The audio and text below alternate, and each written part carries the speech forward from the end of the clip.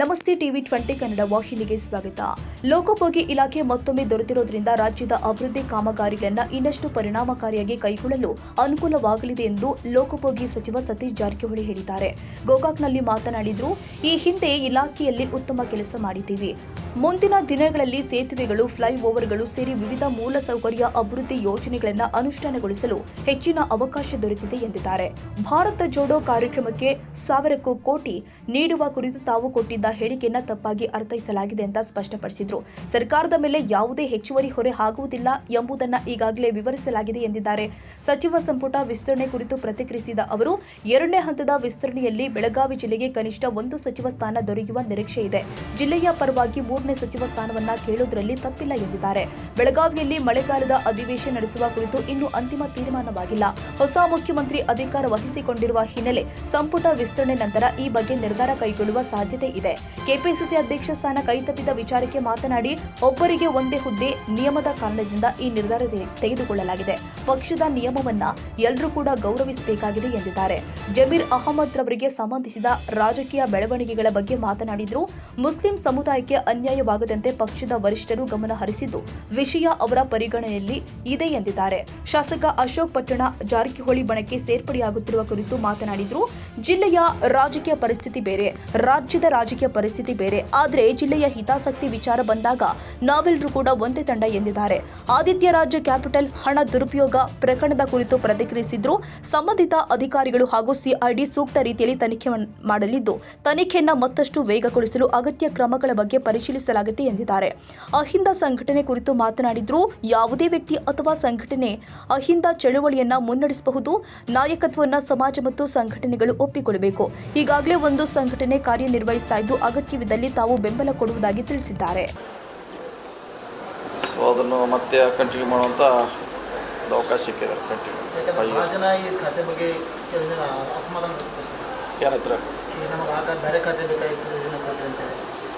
ಕೆಲವ್ರು ಮಾಡಿದ್ರೆ ಆದ್ರೂ ನಾವು ಒಳ್ಳೆ ಕೆಲಸ ಮಾಡಿದ್ದೀವಿ. ಇದೇ ಸಿಕ್ಕೋದ್ರಿಂದ ಅದನ್ನೇ ಕಂಟಿನ್ಯೂ ಮಾಡೋಕ್ಕೆ ಖಂಡಿತವಾಗಿದೆ. ಯಾಕಂದರೆ 3 ವರ್ಷ ಒಳ್ಳೆ ಕೆಲಸ ಮಾಡಿದ್ದೀವಿ ಸಕ್ಸಸ್ಫುಲ್ಲಾಗಿ. ಸೊ ಇದನ್ನೇ ಕೊಟ್ಟರೆ ಈಗಿರುವಂಥ ಯೋಜನೆಗಳನ್ನು ಮುಂದುವರಿಸಲಿಕ್ಕೆ ಸಾಕಷ್ಟು ನಮ್ಮ ಮುಂದಿದೆ. ಬ್ರಿಡ್ಜಸ್ ಇದೆ, ಇನ್ನೂ ಹೊಸ ರಸ್ತೆ ಮಾಡಬೇಕು, ಬೆಳಗಾವಿನಲ್ಲಿ ಫ್ಲೈಓವರ್ ಮಾಡಬೇಕು. ಸುಮಾರು ಹೊಸ ಯೋಜನೆಯನ್ನು ಇನ್ನೂ ಪ್ರಾರಂಭಿಕ ಹಂತದಲ್ಲಿದ್ದಾರೆ. ಸೊ ಇದರಿಂದ ಅವ್ರು ಇನ್ನೂ ಫಾಸ್ಟಾಗಿ 2 ವರ್ಷದಲ್ಲಿ ಮುಗಿಸ್ಲಿಕ್ಕೆ ಅನುಕೂಲ ಆಗುತ್ತೆ. ಭಾರತ್ ಜೋಡೋ ಇದಕ್ಕೆ ಸಂಘಕ್ಕೆ 10 ಲಕ್ಷ ಭಾರ ಯಾಕೆ ಸ್ಪಷ್ಟೀಕರಣ ಕೊಟ್ಟಿದ್ರಲ್ಲ, ಸ್ಪಷ್ಟೀಕರಣ ಕೊಟ್ಟಿದ್ದು ನೋಡಿರ್ಬೇಕಲ್ಲ, ನೀವೆಲ್ಲ ನೋಡಿಲ್ಲ? ನೋಡಿಲ್ಲ. ಸ್ಪಷ್ಟೀಕರಣ ಕೊಟ್ಟಿದ್ದೆ ಅದ್ರ ಬಗ್ಗೆ. 4 ಲಕ್ಷ ಕೋಟಿದಲ್ಲಿ 1,000 ಹೆಚ್ಚಾಗಲ್ಲ ಅಂತ ನಾ ಹೇಳಿದ್ದೆ. ಅವ್ರು ಹೆಂಗೆ ಅದನ್ನು ತಿಳ್ಕೊಂಡು ಬರೋದು ನನಗೆ ಗೊತ್ತಿಲ್ಲ. ನಮ್ಮ ಬಜೆಟ್ ಇರೋದು 4 ಲಕ್ಷ ಕೋಟಿ. ನಾವು ಈಗ ಕೊಟ್ಟದ್ದು ಅದಕ್ಕೆ 1,000 ಕೋಟಿ. ಅದೇನು ದೊಡ್ಡದು ಆಗೋಲ್ಲ ಅಂತ ನಾ ಹೇಳಿದ್ದೆ. ಅದನ್ನೇ ಅವ್ರಿಗೆ ಎಲ್ಲಿ ಅದನ್ನೇ ಕ್ಯಾರಿ ಮಾಡಿದ್ರೆ ಗೊತ್ತಿಲ್ಲ ಅಷ್ಟೇ. ಅದಕ್ಕೆ ಸ್ಪಷ್ಟೀಕರಣ ಕೊಟ್ಟಿದ್ದೀವಿ. ಆ ರೀತಿ ನಾವೆಲ್ಲಿ ಹೇಳಿಲ್ಲ. ನಮಗೆ ಹೊರೆ ಕೂಡ ಆಗಲ್ಲ ಅಂತ ಹೇಳಿದ್ದೀವಿ. ಬೆಳಗಾವಿ ಜಿಲ್ಲೆ ದೊಡ್ಡ ಜಿಲ್ಲೆ ಸರ್, ಬರೀ ಒಬ್ಬರೇ ಮಂತ್ರಿ ಕೊಡ್ತಾರೆ. ಹಿಂದೆ 3 ಜನ ಇದ್ರು ಕೊಡ್ತಾರೆ. ಇನ್ನೂ 2ನೇ ಹಂತಕ್ಕೆ ಮಾಡ್ತಾರಲ್ಲ. 2ನೇ ಹಂತ ಬೇಕು ಮಾಡ್ತಾರೆ. 2ನೇ ಹಂತ ಖಂಡಿತ ಬಂದೇ ಬರ್ತೀವಿ. ಇನ್ನೂ ಎಷ್ಟು ಬರ್ಬೋದು ಸರ್? ಕನಿಷ್ಠ 1 ಹಂತಕ್ಕೆ ಕೊಡ್ತಾರೆ, ಕೊಡಲೇಬೇಕು.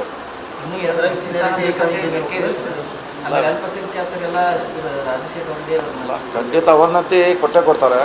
3ನೇದ್ದು ಮಾಡಲಿಕ್ಕೆ ಏನು ತೊಂದರೆ ಇಲ್ಲ. 3ನೇದ್ದು ಬೇಡಿಕೆ ಮಾಡಲಿಕ್ಕೆ ತೊಂದರೆ ಏನಿಲ್ಲ. ಇಲ್ಲ, ಬೇಗ ಮಾಡಬೇಕಲ್ಲ, ಖಾಲಿ ಇಡ್ಲಿಕ್ಕೆ ಆಗೋಲ್ಲ. ಸುಮಾರು 20 ಜನ ಇನ್ನೂ ಬಾಕಿ ಇದ್ದಾರೆ. ಬೇಗ ಖಂಡಿತ ಮಾಡ್ತಾರೆ. ಈ ತಿಂಗಳ ಒಳಗೆ ಮಾಡಿದ್ರೆ ಒಳ್ಳೆಯದು. ಯಾಕಂದರೆ 20 ಮಂದಿ ಮಂತ್ರಿಗಳಿಲ್ಲದೆ ಸರ್ಕಾರ ನೋಡೋದಕ್ಕೆ ಕಷ್ಟ. ಇನ್ನೂ ಫೈನಲ್ ಆಗಿಲ್ಲ ಎಲ್ಲಿ ಮಾಡಬೇಕಂತ ಚರ್ಚೆ ನಡೀತಾ ಇದೆ ಅಷ್ಟೇ. ಸಿದ್ದರಾಮಯ್ಯ ಗೌರ್ಮೆಂಟ್ ಇದ್ದಾಗ ಬೆಳಗಾವಿ ಮಾಡಬೇಕು, ಜುಲೈ 13 ಮಾಡ್ಕೊಂತೇನೋ ಆಗಿತ್ತು. ಅವಾಗ ಚರ್ಚೆ ನಡೀತಾ. ಈಗ ಹೊಸ ಮುಖ್ಯಮಂತ್ರಿ ಬಂದಾರ, ಇವರು ಏನು ನಿರ್ಧಾರ ಮಾಡಕ್ಕೆ ನೋಡೋದಿಲ್ಲ. ಪೂರ್ಣ ಖಾತೆ ಮಂತ್ರಿ ಎಲ್ಲರೂ ವಿಸ್ತರಣೆ ಆಗೋರಿಗೆ ಮಾಡಿಕ್ಕೆ ಬರೋಂಗಿಲ್ಲ. ಅಷ್ಟಾಗ ಮಾಡ್ತಾರಲ್ಲ, ಈ ತಿಂಗಳಲ್ಲೇ ಮಾಡ್ತಾರೆ. ಅದು ಅಧಿವೇಶನ ಆಗೋದು ಜುಲೈ. ಇನ್ನೂ ಟೈಮ್ ಇದೆಲ್ಲ, ಅದಕ್ಕೆ ಟೈಮ್ ಇದೆ ಭಾಳಷ್ಟು. ಈ ತಿಂಗಳು ಬಾಕಿ ಎಲ್ಲ ಮಂತ್ರಿ ಖಾತೆ ಮಾಡಲೇಬೇಕು. ಯಾಕಂದರೆ ಇಷ್ಟು ದೊಡ್ಡ ಸಚಿವ ಸಂಪುಟ ಖಾಲಿ ಇಡ್ಲಿಕ್ಕೆ ಆಗೋಲ್ಲ. ಈಗ ಪಕ್ಷದ ಸಂಘಟನೆ ದೃಷ್ಟಿಯಿಂದ ಕಾರ್ಯಕರ್ತರದೊಂದು ಅಭಿಲಾಷೆ ಇತ್ತು. ನಿಮಗೆ ಸಚಿವ ಸ್ಥಾನದ ಜೊತೆ ಕೆಪಿಸಿಸಿ ಜವಾಬ್ದಾರಿನೂ ಕೊಡ್ತಾರೆ. ಆ ಲಾಸ್ಟ್ ಮೂಮೆಂಟ್ವರೆಗೂ ಇತ್ತು. ಏನು ಕೊನೆ ಗಳಿಗೆಯಲ್ಲಿ ಏನು ಯಾಕೆ ಚೇಂಜ್ ಆಯಿತು? ಏನಿಲ್ಲ, ಅದು ಪಕ್ಷದ ಪಾಲಿಸಿಯರು ಒಬ್ಬರಿಗೆ ಒಂದೇ ಹುದ್ದೆ, ಸೊ ಅದರಲ್ಲಿ ಅದು ಒಂದೇ ಆಯ್ಕೆ ಮಾಡುವಂಥ ಪ್ರಯತ್ನ ಆಯಿತು ಅಷ್ಟೇ. ಡಿ ಕೆ ಶಿವಕುಮಾರ್ ಇದ್ದಾಗ ಅವ್ರಿಗೂ ಎರಡೆರಡು ಹೆಸರು, ಅಂದರೆ ಒಬ್ಬರಿಗೊಂದು ಆ ಸೈಡ್ ಭಾಗದ ಒಂದು ಈ ಸೈಡ್ ಭಾಗದ ಒಂದು. ಆವಾಗ ಅದು ಇನ್ನೂ ಆ ಬಗ್ಗೆ ನಿರ್ಧಾರ ಮಾಡಲಿಕ್ಕಿಲ್ಲ. ಒಂದು ಮ್ಯಾನ್ ಒಂದು ಪೋಸ್ಟ್ ಅದು ಬಹುಶಃ ಈಗ ಮಾಡಿದ್ದಾರೆ, ಈಗ ಒಂದು ಜಾರಿಯಲ್ಲಿದೆ, ಸೊ ಅದನ್ನು ಒಪ್ಕೊಳ್ಳೇಬೇಕಷ್ಟೆ. ಸರ್, ಈಗ ದಾವಣಗೆರೆ ಎಲೆಕ್ಷನ್ ಮುಂದಿಟ್ಕೊಂಡು ಫಲಿತಾಂಶಕ್ಕೆ ಬರೋ ಮುಂಚೆನೇ ಜಬ್ಬಾರ್ ಖಾನ್ ಅವರನ್ನ ಸಸ್ಪೆಂಡ್ ಮಾಡಿದ್ದಾರೆ. ಆಮೇಲೆ ಈಗ ಜಮೀರ್ ಅಹಮದ್ ಮಾಸ್ ಲೀಡರು ಮುಸ್ಲಿಂ ಸಮಾಜದ್ದು, ಅವರನ್ನೇ ಕೂಡ ದೂರಿಟ್ಟಿದ್ರಿ. ಯಾಕೆ ಮುಸ್ಲಿಮರಿಗೆ ಇತ್ತೀಚೆಗೆ ಕಾಂಗ್ರೆಸ್ ಡೋಂಟ್ ಕೇರ್ ಮಾಡ್ತಾ ಇದೆ ಅನ್ನುವಂಥದ್ದು ಆರೋಪ ಕೇಳಿ ಬರ್ತಾ ಇದೆಯಾ? ಇಲ್ಲ, ಹಾಗೇನಿಲ್ಲ, ಹಾಗೇನು ಡೋಂಟ್ ಕೇರ್ ಏನು ಮಾಡ್ತಾ ಇಲ್ಲ. ನಾವು ಅವ್ರ ಬಗ್ಗೆ ಈಗಾಗಲೇ ಮಾತಾಡಿದ್ದೀವಿ, ವರಿಷ್ಠ ಗಮನಕ್ಕೂ ಇದೆ ಅದು ವಿಚಾರ. ಅವ್ರು ಸರಿಯಾದ ತೀರ್ಮಾನ ತಗೊಳ್ತಾರೆ. ಮುಸ್ಲಿಮರಿಗೆ ಅನ್ಯಾಯ ಆಗಿದಂಗೆ ನೋಡ್ಕೋತಾರೆ ಪಕ್ಷ. ಈಗ ಗೊತ್ತಿಲ್ಲ ಎದಕ್ಕಾಗಿತ್ತು ಅನ್ನೋದು, ಅದ್ರ ಬಗ್ಗೆ ಗೊತ್ತಿಲ್ಲ.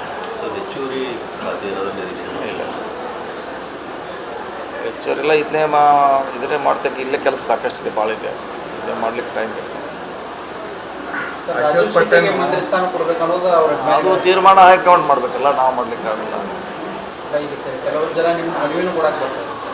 ಬಂದಿದ್ದಾರೆ, ಹೇಳಿದ್ದಾರೆ, ನನಗೂ ಭಾಳ ಚೆನ್ನಾಗಿ ಬಿಟ್ಟಾಗಿ ಹೇಳಿದ್ದಾರೆ. ಅದು ಹೈಕಮಾಂಡ್ ಡಿಸಿಷನ್ ಅಷ್ಟೇ. ಉತ್ತರ ಕರ್ನಾಟಕದಲ್ಲಿ ಒಬ್ಬೇ ಮುಸ್ಲಿಂ ಸಮಾಜದಲ್ಲಿ ಅವ್ರಿಗೂ ಕೊಡಿಸಲು ಅವಕಾಶ ಆಗಿದೆ. ಯಾಕಂದ್ರೆ ಬೆಳಗಾವಿ ಸಿಟಿಗೆ ಇಲ್ಲಿವರೆಗೂ ಆಗ ಆಗಿ ಕೊಡ್ಲಿಕ್ಕಾಗಲ್ಲ, ಕಾನ್ಸ್ಟಿಟ್ಯೂನ್ಸಿ ವೈಸ್ ಕೊಡ್ಲಿಕ್ಕಾಗಲ್ಲ ಲೆಕ್ಕ. ಟೋಟಲ್ ಅವರಿಗೆ ಸಮುದಾಯ ಕೊಟ್ಟರೆ ಅಷ್ಟೇ ಲೆಕ್ಕ. ಇಲ್ಲ, ಅವ್ರು ಏನು ಹೇಳ್ತಾರೆ ಸರ್, ಪ್ರತಿ ಸಲನೂ ಮುಸ್ಲಿಂ ಕೋಟಾದಲ್ಲಿ ಕೊಡುವಾಗ ಬೆಂಗಳೂರು, ಮೈಸೂರು, ಗುಲ್ಬರ್ಗ, ಬೀದರ್ ಇಲ್ಲಿಯವ್ರಿಗೆ ಕೊಡ್ತಾರೆ, ಉತ್ತರ ಕರ್ನಾಟಕ ಜಿಲ್ಲೆಯವರು ಮುಸ್ಲಿಮರಲ್ವಾ ಅಂತ. ಮುಸ್ಲಿಂ ಕೋಟಾದಲ್ಲಿ ಕೊಡುವಾಗ ಬೆಳಗಾವಿ ಜಿಲ್ಲೆನೂ ಉತ್ತರ ಕರ್ನಾಟಕನೂ ಪರಿಗಣಿಸಬೇಕು ಅನ್ನೋಂಥದ್ದು ಅವ್ರ ವಾದ. ನೋಡೋಣ, ಅದು ಹೈಕಮಾಂಡ್ ಗಮನಿಸಿದೆ, ಅವರೇ ಮಾಡಬೇಕು. ಯಾವ ರೀತಿ ಲೆಕ್ಕಾಚಾರ ಮಾಡ್ತಾರೆ ನೋಡೋಣ, ಕಾದು ವೇಟ್ ಮಾಡೋಣ.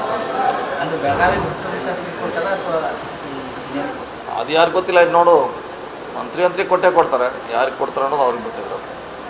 ಸಿದ್ದರಾಮಯ್ಯ ಗರಡಿಯಲ್ಲಿದ್ದಂಥ ಅಶೋಕ್ ಪಟ್ಟಣ್ ದಿಢೀರ್ನೆ ನಿಮ್ಮ ಗರಡಿ ಒಳಗೆ ಬಂದುಬಿಟ್ಟಿದ್ದಾರೆ, ಶಿಫ್ಟ್ ಆಗಿದ್ದಾರೆ. ಏನು ಬರ್ಮಾತು? ಏನಿಗೆಲ್ಲ ಮುಂಚೆಯಿಂದ ಒಂದೇ ದಿನ ಎಲ್ಲ. ಅಲ್ಲಿ ಗರಡಿ ಇದ್ದರೆ ಅದು ರಾಜ್ಯದ ಗರಡಿ ಬೇರೆ, ಜಿಲ್ಲಾ ಗರಡಿ ಬೇರೆ, ಎರಡು ತಾವು. ಜಿಲ್ಲಾದಾಗ ಬಂದಾಗ ನಾವೆಲ್ಲ ಒಂದೇ ಇರ್ತೀವಿ. ಬೆಳಗಾವಿಯಲ್ಲಿ ಮತ್ತೊಂದು ಬಹುಕೋಟಿ ಯಾವುದ್ರಿ? ಆದಿತ್ಯ ರಾಜ ಇದ್ರೆ ಮತ್ತೆ ತನಿಖೆ ಮಾಡ್ತಾರೆ. ಸೇಮ್ ಇದೆ, ಮೊನ್ನೆ ಆದಂಥ ಆ್ಯಕ್ಷನ್ ಸೇಮ್ ಆ್ಯಕ್ಷನ್ ಅಷ್ಟೇ ರೀ. ಮೊನ್ನೆ ಇರ್ಬೋದು, ಯಾರು ಕಂಪ್ಲೇಂಟ್ ಬಂದು ಕೊಡಬೇಕಲ್ಲ, ಕೊಟ್ಟರೆ ಆ್ಯಕ್ಷನ್ ತೊಗೊಳಕ್ಕೆ ಈಜಿ ಆಗ್ತಾರಲ್ಲ. ಹೌದು, ಅದೇನು ಮಾಡ್ಲಿಕ್ಕೆ ಕಾನೂನಿದೆ. 5 ಕೋಟಿಗಿಂತ ಹೆಚ್ಚಿಗೆ ವ್ಯವಹಾರ ಆದರೆ CID ಕೊಡಬೇಕಂತ ರೂಲ್ ಇದೆ.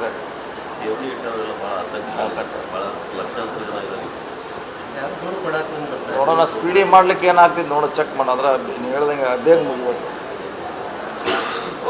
ಬೇಗ ಮುಗಿದ್ರೆ ಅನುಕೂಲ ಆಗ್ತದೆ.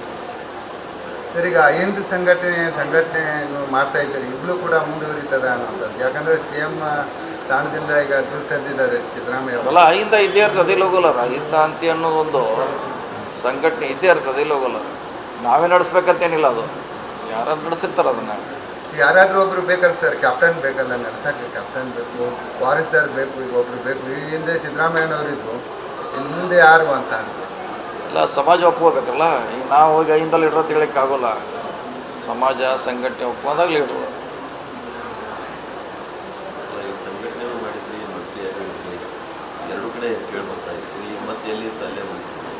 ಇಲ್ಲ, ಮಾಡ್ತಾರೆ, ಅದೇ ಸಂಘಟನೆ ಅದರದೇ ಆದಂಥ ಒಂದು ಸೆಟಪ್ ಇದೆ, ಆರ್ಗನೈಸೇಷನ್ ಇದೆ, ಅವ್ರು ಮಾಡ್ತಾರೆ. ನಾವು ಯಾವಾಗ ಬೇಕಾದಾಗ ಅದಕ್ಕೆ ಸಪೋರ್ಟ್ ಮಾಡ್ತೀವಿ ಅವಶ್ಯಕತೆ ಇದ್ದಾಗ. ಒಂದು ಕನ್ನಡದ ಪರವಾಗಿ, ಬೆಳಗಾವಿ ಪರವಾಗಿ ರೆಸಲ್ಯೂಷನ್ ಪಾಸ್ ಮಾಡಿರಿ, ಠರಾವ್ ಪಾಸ್ ಮಾಡಿರಿ ಅಂತ ಒಂದೂವರೆ ತಿಂಗಳಿಂದ ಹೋರಾಟ 3 ತಿಂಗಳಾಯಿತು ಹೋರಾಟ ಇರ್ತಾ ಇದೆ. ಒಂದು ಠರಾವ್ ಪಾಸ್ ಆಗುತ್ತೆ. ಹಿಂದೆ 2005ರಲ್ಲಿ ಡಿಸೆಂಬರ್ ಇದ್ದಾಗ ಏನಾಗುತ್ತೆ, ಕರ್ನಾಟಕ ಬೆಳಗಾವಿ ಕನ್ನಡ ವಿಭಾಜನೆ ಅಂತ ಒಂದು ಠರಾವ್ ಮಾಡಲಿಕ್ಕೆ ಇನ್ನೂ ತನಕ ಅದು ಆಗ್ತಾ ಇದೆ.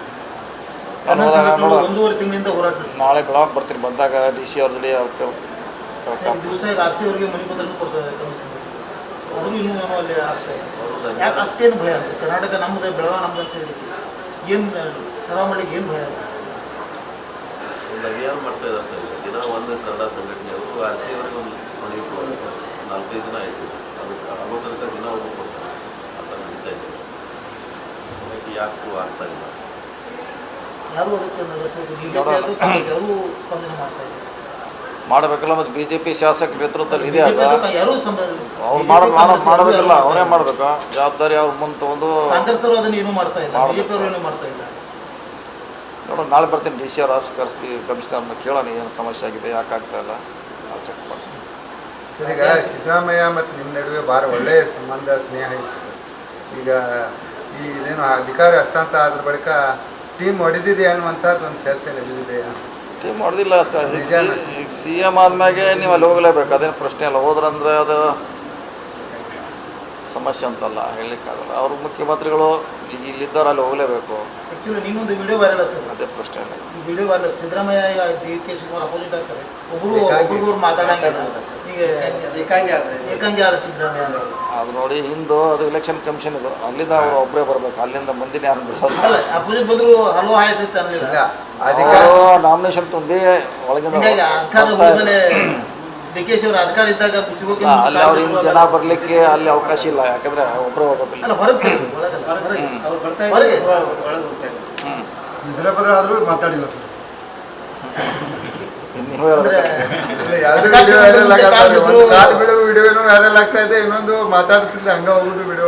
ಎರಡು ಮಾತಾಡಿಲ್ಲ, ಇಲ್ಲ ಮಾತಾಡಿಲ್ಲ, ಹಂಗೆ ಹೋಗಿಲ್ಲ, ಹಂಗ ಮಾತಾಡಿಲ್ಲ, ಹೋಗಿದ್ದಾರೆ. ಏಕಾಂಗಿ ಲೀಡರ್ ಅದೇನು ಪ್ರಶ್ನೆ. ಸರಿ, ಅಧಿಕಾರ ಹಸ್ತಾಂತರ ಆದ್ಮೇಲೆ ಸಿದ್ದರಾಮಯ್ಯನವ್ರು ತಾವು ಏನಾದರೂ ಭೇಟಿ ಆಗಿದ್ರ, ಏನಾದರೂ ಚರ್ಚೆ ಆದ್ರೆ? ಭೇಟಿ ಆಗ್ತಿರ್ತಾರೆ, ಅದ್ರಾಗ ಭೇಟಿಯಾಗಿ ಯಾವಾಗಲೂ ಭೇಟಿ ಆಗ್ತಾನೆ ಇರ್ತಾರೆ. KPCC ಹುದ್ದೆಯನ್ನು ಆಫರ್ ಇತ್ತು. ಅದೇ ಒಂದೇ ಹುದ್ದೆ ಒಂದೇ ವ್ಯಕ್ತಿಗಂತ ಇದರಲ್ಲಿ ಅದು ನೀವೇ ಅದ್ರ ಜೊತೆ ಮುಂಚೆದವ್ರು ಹೇಳ್ತಾ ಇದ್ರು, ನೀವು ಯಾವ್ದಾರು ಒಂದು ಚಾಯ್ಸ್ ಮಾಡಿ.